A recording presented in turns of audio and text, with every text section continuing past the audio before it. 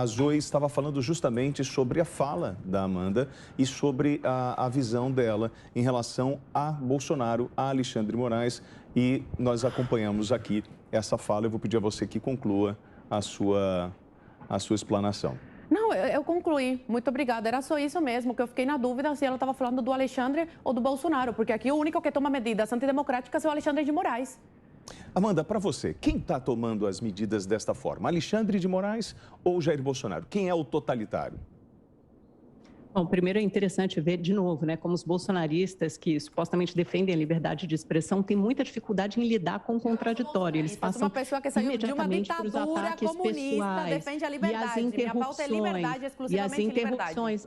Exato, querida. Quando você fala em liberdade, isso implica em respeitar o tempo de fala e o direito de fala e de resposta do outro. Claro, você acabou de fazer a sua intervenção, fazendo algumas acusações, e eu posso respondê-las. Se você não sabe, até porque você não é jornalista, o André Mendonça, quando era ministro da Justiça, com base na Lei de Segurança Nacional, mandou investigar, quis investigar vários opositores do presidente Bolsonaro, entre eles jornalistas, advogados e pessoas que simplesmente carregavam faixas criticando o presidente Bolsonaro. Então, essa crítica estava sendo criminalizada. Eu gostaria que você defendesse também essa liberdade de expressão. Está muito claro aqui quem atua fazendo atos democráticos. A gente não vê nenhuma outra ala, nem nenhum outro segmento da sociedade saindo às ruas carregando faixas pedindo o fechamento de outros poderes, o fechamento de outras instituições. Então, é muito fácil. Talvez isso não tenha alcance, né, num discurso muito binário, maniqueísta e superficial do bolsonarismo, mas é só a gente olhar para o resto do mundo para entender que hoje as democracias não caem com base em golpes, como acontecia no século XX,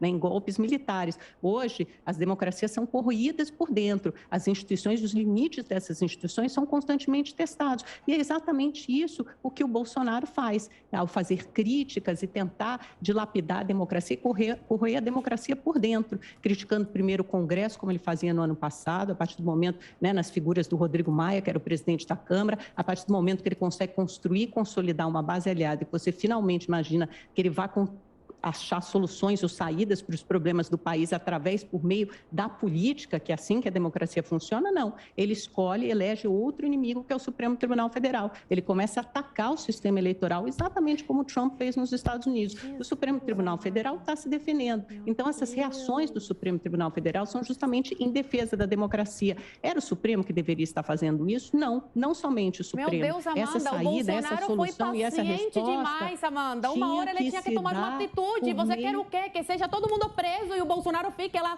só olhando? Chamam ele de antidemocrático porque está tentando tomar alguma medida democrática para soltar essas pessoas que foram presas pelo simples fato da sua opinião? Não precisa se exaltar. Se você não estou exaltada, Amanda. Com base no discurso, você consegue me contrapor. Pode pensar assim. Essas pessoas cometem crimes, essas pessoas que são presas, crimes o quê, então, Amanda? foram denunciadas... Crimes cometem quem chama o presidente de genocida.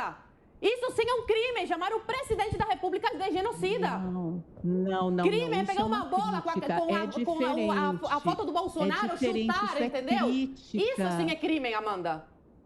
Crítica, querida. Todos os outros ex-presidentes foram xingados de ladrão e outras coisas mais. Isso também estava dentro do legítimo direito da crítica da população. Essas pessoas não estão acima da lei. E os manifestantes de esquerda que ateiam fogo na frente do Planalto estão presos? Porque esses vão para a prática, esses vão para o vandalismo mesmo. Essas pessoas que estão presas da direita não cometeram nenhum crime. Crime de expressar a sua opinião, porque eles não vão lá e matam o Alexandre de Moraes. Eles não vão lá e invadem o Supremo Tribunal. Eles simplesmente dão a sua opinião na internet, diferentemente da esquerda, que vai lá e ateia fogo na frente do Planalto. Isso sim é crime. Agora, eu queria dar uma opinião aqui, me permite eu entrar em cena também? Pode, ela está ficando muito exaltada, ela é estudante de direito, ela deveria saber.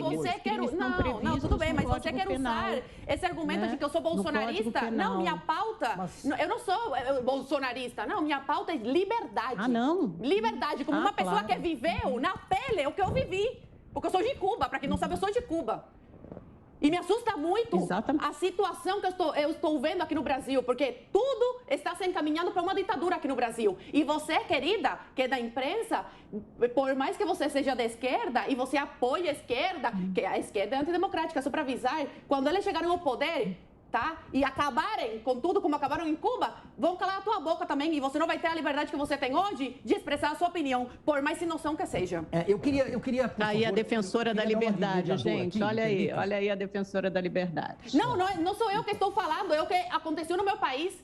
Jornais, tá? Como a Boêmia, que era a revista mais famosa de Cuba, o dono da revista apoiou Fidel. Depois teve que se exilar na Venezuela, porque desapropriaram as dependências da revista. Foi assim que o Fidel agradeceu ele, que ajudou, que inventou mortes, colocou nas costas do Batista, para o povo parar de apoiar o Batista e apoiar a revolução do Fidel. E se suicidou na Venezuela pelo peso na consciência de ter ajudado a formar o que aconteceu em Cuba. Tá? Então, não é que eu sou bolsonarista, é a realidade, é isso que acontece quando a esquerda toma o poder. O que me preocupa é o ar de superioridade, o ar de... eu queria chamar de arrogância, mas o ar de que a razão toda reside tão somente em uma opinião.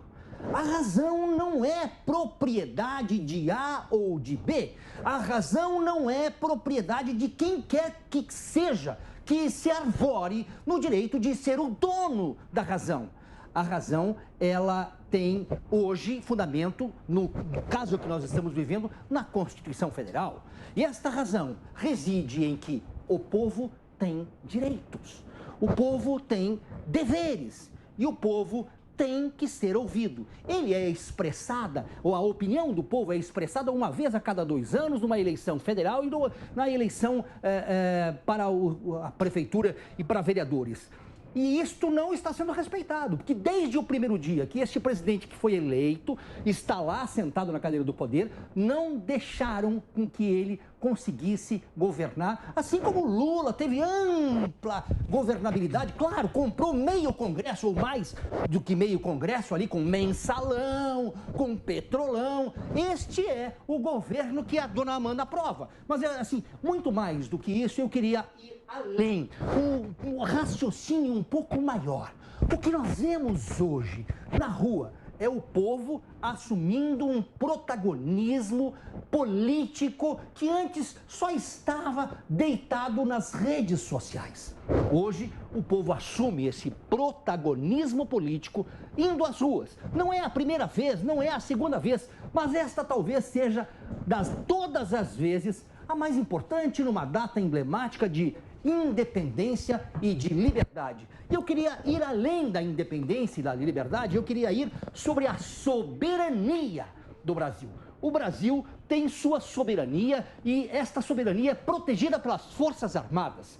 Ora, se os 3 poderes não são harmônicos, se os 3 poderes não estão ali jogando o jogo com lealdade, o jogo com ética, com parcimônia, usando os termos que o próprio presidente usa, das 4 linhas, quem deve entrar no meio deste campo?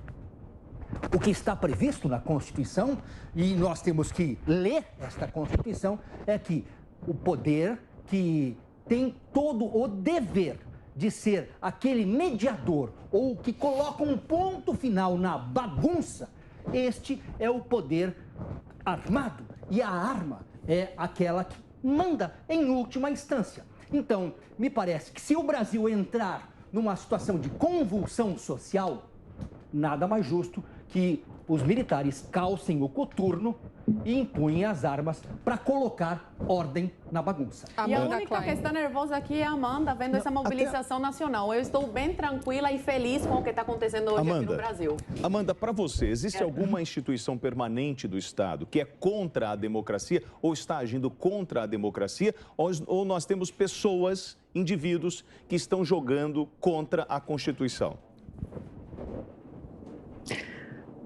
Olha, William, bom, pelo tom de voz a gente consegue ver bem quem é a nervosa da história, né? Eu estou tentando fazer aqui meu trabalho jornalístico, né, de análise dos fatos, inclusive conversando com várias fontes, mas, enfim, o que eu vejo hoje, William, de novo, é uma manifestação de uma parte, de uma ala da sociedade importante, em torno de 25% da população que saiu às ruas, que foi se manifestar. Nem todos eles concordam com essas pautas antidemocráticas e, de novo, quem pede o fechamento do STF e do Congresso Congresso é antidemocrático, sim, porque isso não tem previsão legal, não tem previsão na Constituição. Antes estava na Lei de Segurança Nacional. A gente viu que o presidente Bolsonaro hoje, há pouco tempo, na semana passada, aprovou lá esse texto com alguns vetos. Agora a gente tem uma nova lei de defesa do Estado Democrático de Direito, que coloca ali uma série de crimes de ameaça às instituições, de quem tenta derrubar as instituições. E o presidente Bolsonaro flerta com isso, ele acena a essa saída, essa solução o tempo todo, acabou de fazer isso em cima de um carro, de um caminhão de som, quando ele falou que ia convocar o Conselho da República amanhã e supostamente para deliberar, quem sabe, sobre um estado de defesa, sobre um estado de... Você deveria fazer parte do Conselho da República, Amanda. Eu vou, inclusive, sugerir ao presidente, vou tentar descolar o celular do presidente e conversar com ele. Chame a Amanda para fazer parte da sua agenda todos os dias. 7 da manhã, Amanda, você liga para o presidente, ó, hoje o senhor vai fazer isso, hoje o senhor vai fazer aquilo, porque eu quero. Me parece que é isso que você quer. Você quer dizer para o Bolsonaro, ou para o presidente, ou quem quer que seja, o que tem que ser feito. Amanda, pelo amor de Deus, concorre a presidente da República no ano que vem. O Brasil precisa de você, Amanda.